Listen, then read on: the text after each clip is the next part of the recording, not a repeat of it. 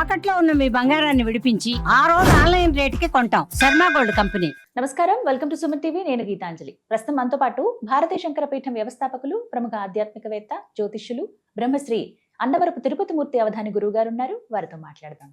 గురుగారు నమస్కారం అండి. ఓం శ్రీ మహాగణాధిపతయే నమః. చాలా రోజులు అయిపోయింది చేసి, కానీ విశేషమైన రోజులు ఉన్నాయి. అవునండి. ఈ రాబోతున్నటువంటి వారంలో సుబ్రహ్మణ్య స్వామి ఆరాధనకు ఎంతో విశేషమైన రోజు ఉందని విన్నాను. అవునండి. మరి అది ఏ రోజు? ప్రత్యేకించి ఒక రాశి వారికి చాలా బాగా కలిసి వస్తుంది ఈ రోజున పూజ చేయడం అని చెప్పారు. అవును. ఇంతకు మనం మాట్లాడుతున్నప్పుడు మరి వీడియోలో ప్రేక్షకులందరికీ తెలిసేలా చెప్తే ఇంకా బాగుంటుంది. మరి ఆ విశేషాలు ఏంటో తెలియచేయండి. సర్వస్య బుద్ధి రూపేణ జనస్య హృది సంస్థితే అంటారు. అంటే మన ఆలోచన ఏ విధానాన్ని అనుసరించి ఉంటుందో అదే విధానంలో జనాలలో మన యొక్క రూపం సుస్థిరంగా నిలిచిపోతుంది అంటానికి మూలం.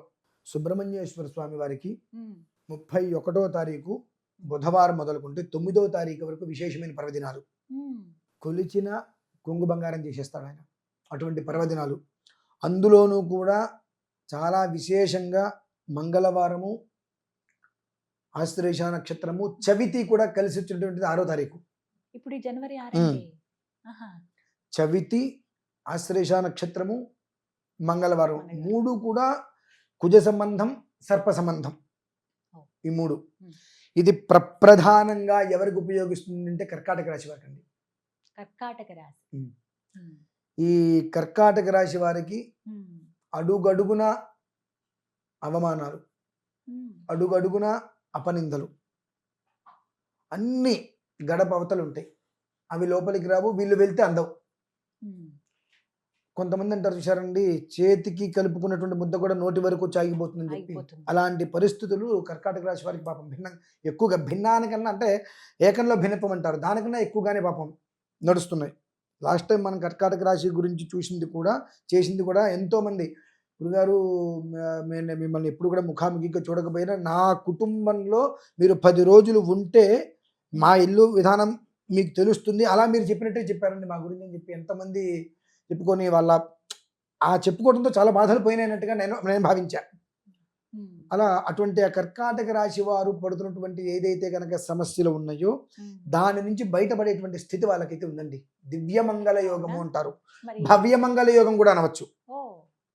ఆ రోజునాడు సుబ్రహ్మణ్యేశ్వర స్వామి వారిని విశేషమైన ఆరాధన చేసుకోగలిగితే కర్కాటక రాశి వారికి పట్టినటువంటి పీడ అనవచ్చు, దరిద్రం అనవచ్చు, అష్టదరిద్రములు అనవచ్చు, అవన్నీ కూడా వదిలిపోతాయండి.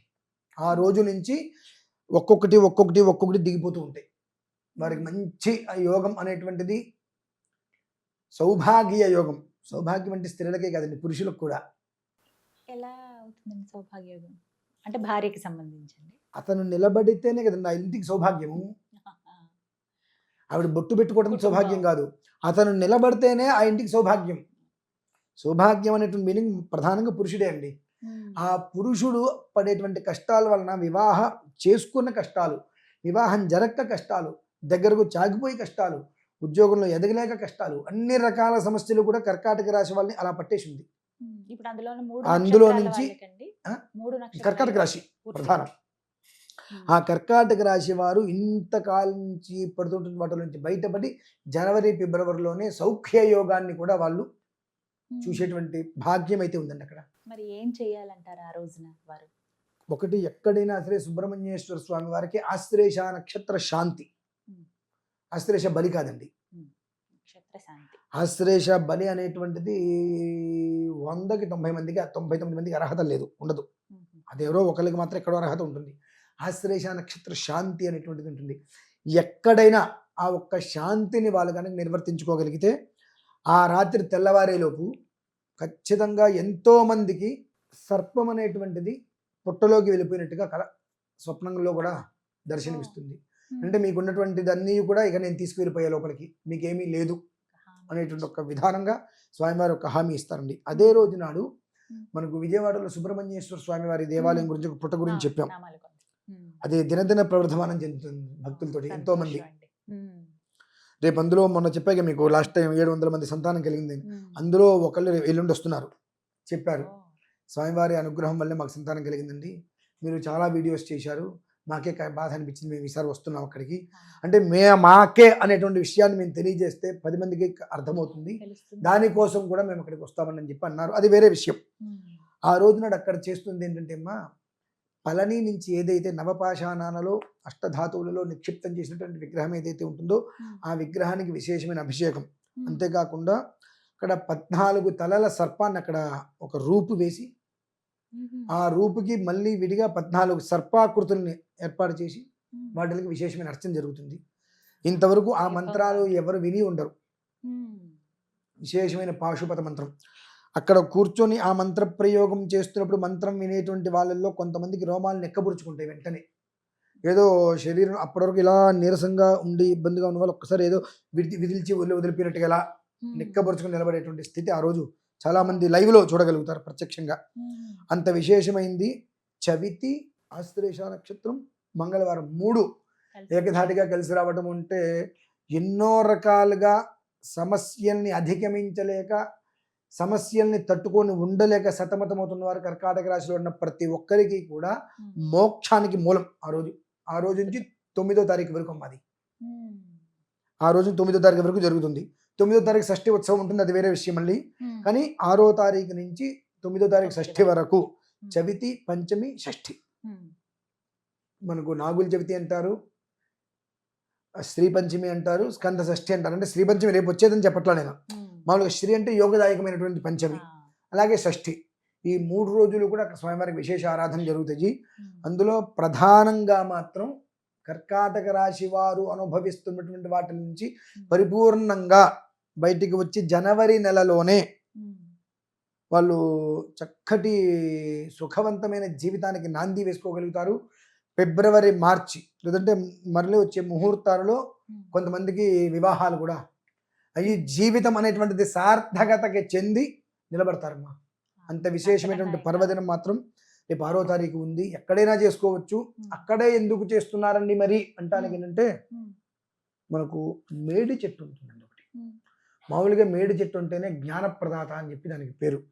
మనం ఎక్కడైనా చూస్తున్నా మామూలుగా ఇళ్ళ ముందు కానీ ఎక్కడైనా ఒక 3 అడుగులు 4 అడుగులు 5 అడుగులు ఏది కింద నుంచి కొమ్మ చెట్టు పెద్దదవుతుంది, ఒక 8 అడుగులు 10 అడుగులు పైకి వెళ్తుంది విశాలంగా. కానీ మొదటి నుంచి మాత్రం పైకి ఎంత హైట్ ఉండదు. అటువంటిది అక్కడ దగ్గరగా 40 అడుగుల వృక్షం ఉందండి. ఖచ్చితంగా స్వామివారి మెట్లకి మొదట్లోనే, ఆలయ మెట్లకి మొదట్లోనే అంత పెద్ద వృక్షం ఉంది. దాని నుంచి చక్కగా నేను కూడా స్వామివారిని విగ్రహాన్ని తీసుకుని అక్కడి పైకి వెళ్తుంటే ఆ పింకు కలర్లో ఉండేటువంటి పళ్ళు అలా కింద పడ్డాయి చక్కగా. అంటే ఆ మేడి వృక్షం అనేటువంటి చాలా విశేషం. స్వామివారి యొక్క పాదాల దగ్గరికి మేడి చెట్టు యొక్క శిరస్సు వెళ్తుందమ్మా. దాని ప్రభావం అలా వస్తుంది. పర్టికులర్గా పైకి వచ్చి కనుక అటు మేడి వృక్షని పుట్టని చూస్తే ఇలా ఉంటుంది. అది పుట్ట ఇక్కడ ఉంటుంది. కింద నుంచి 30-40 అడుగులు పైకి వచ్చి ఆ వృక్షం యొక్క శాఖలు, కొమ్మలు ఇలా వస్తాయి స్వామివారి మీదకి. అంతకు మించిన యోగం ఇంకేం కావాలమ్మా? మేడి వృక్షం ఉంటేనే జ్ఞానప్రదాత, ఐశ్వర్యప్రదం అని చెప్పి మనం పెద్దవాళ్ళు అంటుంటారు చాలా. అటువంటి ఆ రెండిట్ల సంయోగం అక్కడ ఉందమ్మా.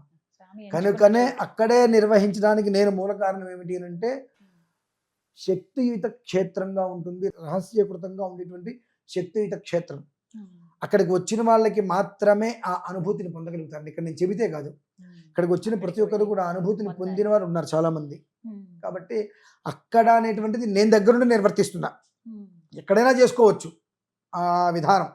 అక్కడ నేను దగ్గరుండి ఆ విగ్రహానికి ప్రత్యేకంగా పళని నుంచి వచ్చిన విగ్రహానికి అభిషేకము, 14 ముఖాలతో సర్పాకృతిని వేసి మళ్ళీ 14 సర్పాలని అక్కడ బింబరూపంలో ప్రతిష్ఠ చేసి దానికి అర్చన ఆరాధన జరుగుతుంది విశేషంగా.